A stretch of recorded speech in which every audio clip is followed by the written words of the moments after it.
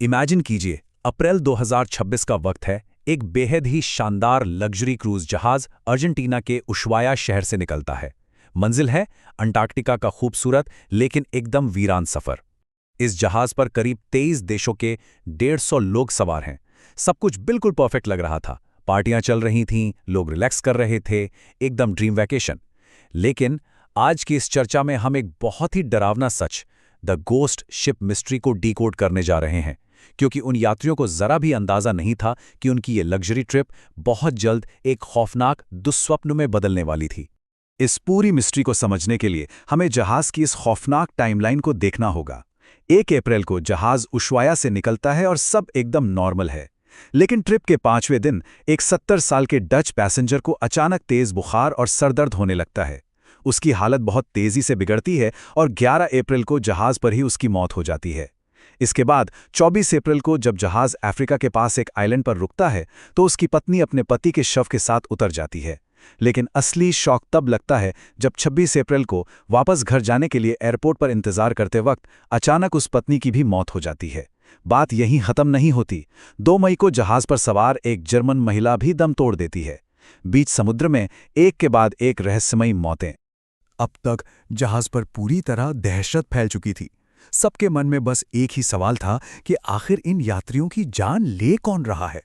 Situation इतनी खराब हो गई थी कि दुनिया भर के देशों ने इस क्रूज शिप को अपने बंदरगाहों पर आने से ही मना कर दिया। क्या ये कोई फूड पॉइजनिंग थी या कोई अनजान बीमारी? फाइनली 2 मई को जब उस जर्मन महिला की मौत हुई तब वर्ल्ड हेल्थ ऑर्गेनाइजेशन यानी WHO को इस क्राइसिस के बारे में बताया गया। उन्होंने तुरंत टेस्टिंग शुरू कर दी, क्योंकि ये तो साफ था कि उस जहाज पर कोई अदृश्य कातिल घूम रहा है जिसे रोकना बेहद जरूरी है। और जब उन टेस्ट के नतीजे सामने आए ना, तो मेडिकल टीम के होश उड़ गए। वो अदृश्य कातिल कोई आम बीमारी नहीं थी, वो था हंता वायरस। अब ये वायरसेस की एक ऐसी फैमिली है जो मेनली चूहों के जरिए फैलती है। और सबसे डरावनी बात बताऊं, आज तक इसकी कोई भी FDA या WHO अप्रूव्ड वैक्सीन बनी ही नहीं है। कोई परमानेंट एंटीवायरल इलाज भी नहीं है। मतलब अगर किसी को ये हो जाए तो डॉक्टरों के पास मरीज को सपोर्टिव केयर देने के अलावा कोई ऑप्शन नहीं बचता। अंत में आपके शरीर को ही इस जानलेवा वायरस से अकेले लड़ना पड़ता है। इस वायरस का खतरा कितना बड़ा है, इसका अंदाजा आप सिर्फ इस एक नंबर से लगा सकते हैं, 50%।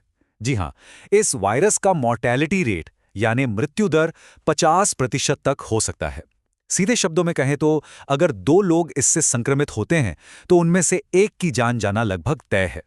जरा सोचिए उस क्रूज शिप पर फंसे उन लोगों के बारे में जिनके बीच एक ऐसा वायरस फैल रहा था जिसका ना कोई इलाज है और जिसकी मृत्यु दर इतनी खौफनाक है।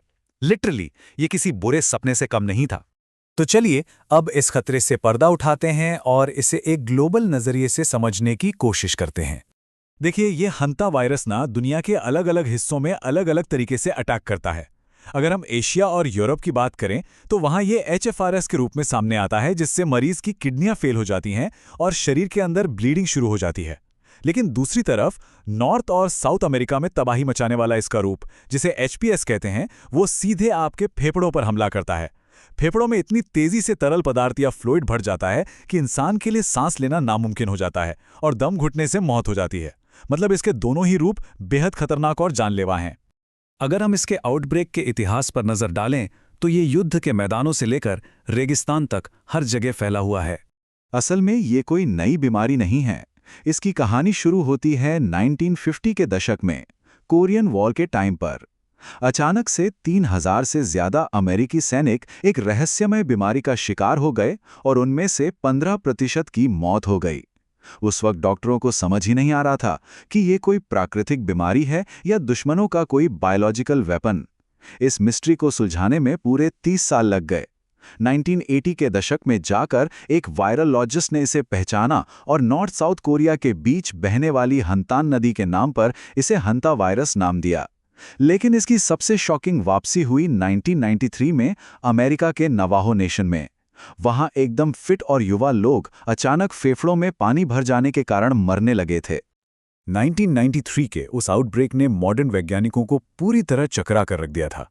लैब में कोई सुराग नहीं मिल रहा था, लेकिन फिर जवाब मिला वहां के नवाहो आदिवासी बुजुर्गों से। उन्होंने एक बहुत ही गहरी बात कही, जब बारिश होती है तो चिलगोजे उगते हैं, चूहों की तादाद बढ़ती है और फिर बीमारी आती है। ये कोई कहानी नहीं बल्कि एक मास्टर क्लास ऑब्जर्वेशन था।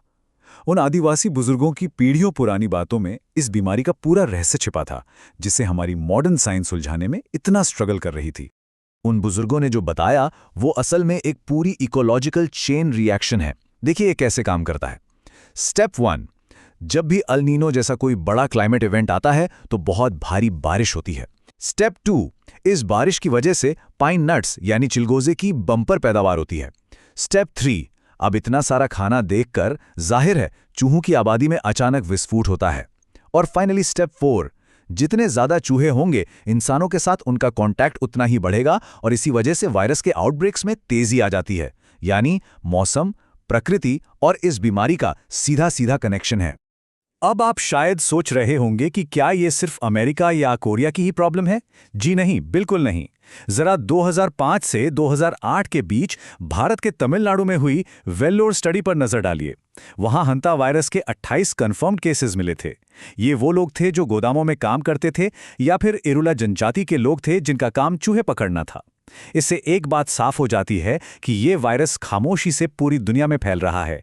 ये एक साइलेंट थ्रेट है जो हमारे आसपास ही मौजूद है और दशकों से लोगों को अपना शिकार बना रहा है। और यहीं पर कहानी में एंट्री होती है एंडी स्ट्रेन की, एक बेहद ही घातक म्यूटेशन। आपको याद है मैंने कहा था कि हंता वायरस चूहों से फैलता है। नॉर्मली ये वायरस इंसान से इंसान में नहीं फैलता, लेकिन 1996 में दक्षिणी अर्जेंटीना में एक ऐसा स्ट्रेन मिला जिसने सारे रूल तोड़ दिए, एंडी स्ट्रेन। पूरी हंता वायरस फैमिली में ये इकलौता ऐसा स्ट्रेन है जो इंसान से इंसान में भी फैल सकता है। हालांकि इसके लिए बहुत ही क्लोज फिजिकल कांटेक्ट की जरूरत होती है। लेकिन डरावनी बात यह है कि यही वो भयानक स्ट्रेन था जो उस लग्जरी क्रूज शिप पर तबाही मचा रहा था। तो अब वापस चलते हैं उसी क्रूज शिप पर। आखिर वहां ये एंडी स्ट्रेन पहुंचा कैसे? इस बीमारी का ग्राउंड जीरो था अर्जेंटीना का उशुआया शहर। मार्च 2026 में वो डच कपल जिनकी सबसे पहले मौत हुई थी, वो क्रूज पर चढ़ने से ठीक पहले एक बर्ड वॉचिंग टूर पर गए थे। लेकिन अनफॉर्चुनेटली वो एक ऐसे लैंडफिल यानी कचरा घर के पास पहुंच गए जहां चूहों की भरमार थी।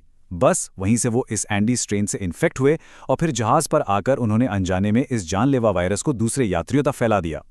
अब इतनी सारी डरावनी बातों के बीच एक राहत की बात भी है, और वो है सिर्फ एक दिन। इस एंडी स्ट्रेन की ट्रांसमिशन विंडो बेहद छोटी होती है। मतलब एक संक्रमित व्यक्ति बीमारी की शुरुआत में सिर्फ एक दिन के लिए ही दूसरों को इन्फेक्ट कर सकता है। अगर वो डच कपल उस कचरा घर से लौटने के 2-3 दिन बाद क्रूज पर आते तो शायद ये वायरस जहाज पर फैलता ही नहीं। और अच्छी बात यह है कि ये हवा से भी नहीं फैलता। लिटरली इसी छोटी सी ट्रांसमिशन विंडो की वजह से ही ये वायरस कोविड जैसी किसी बड़ी ग्लोबल महामारी में बदलने से रुक जाता है। तो अब बात करते हैं सबसे जरूरी पहलू की, रोकथाम और बचाव की। हम इस फैलाव को कैसे रोक सकते हैं? देखिए, जब किसी बीमारी की कोई वैक्सीन ना हो और कोई पक्का इलाज ना हो तो बचाव भी आपकी सबसे बड़ी ढाल होता है। इससे बचने के कुछ बहुत ही बेसिक लेकिन क्रूशल रूल्स हैं। पहला, अपने घरों को अच्छी तरह सील करें ताकि चूहे अंदर ना आ सकें, कोई भी गैप खुला न छोड़ें। दूसरा, अगर आप किसी पुराने गोदाम या धूल भरे स्टोर रूम में जा रहे हैं जहां चूहों की ड्रॉपिंग्स हो सकती हैं तो N95 मास्क और ग्लव्स जरूर पहनें। तीसरा, अपने खाने पीने की चीज़ों को हमेशा सुरक्षित और बंद कंटेनरों में रखें। और चौथा, कचरे का सही तरीके से निपटान करें ताकि चूहे अट्रैक्ट ही ना हो। बेसिक हाइजीन और अवेयरनेस ही आपको इस वायरस से बचा सकती है। तो जाते जाते एक बहुत ही गहरा सवाल जिस पर हम सबको सोचना चाहिए। जैसे जैसे क्लाइमेट चेंज की वजह से अल नीनो जैसी प्राकृतिक घटनाएं और ज्यादा इंटेंस हो रही हैं, क्या हमारा ग्लोबल हेल्थ सिस्टम सच में अगले पर्यावरण प्रेरित जैविक खतरे के लिए तैयार है? प्रकृति और बीमारियों का ये सीधा कनेक्शन हमें बार बार ये याद दिलाता है कि हमारी हेल्थ सिक्योरिटी कितनी नाजुक है। इसलिए जानकारी ही सबसे बड़ा बचाव है। सतर्क रहें और सुरक्षित रहें।